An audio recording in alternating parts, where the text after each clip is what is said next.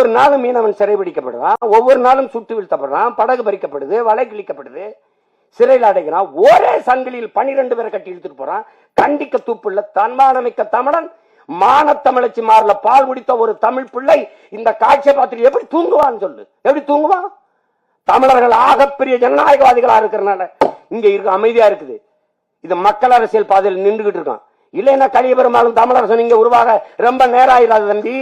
அதை புரிஞ்சுக்கணும். நீ தேவையில்லாம படிக்கிற, சட்டம் பண்ணிட்டு இருக்க.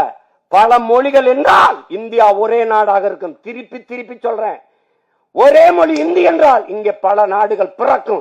இதை எந்த கொம்பனும் தடுக்க முடியாது.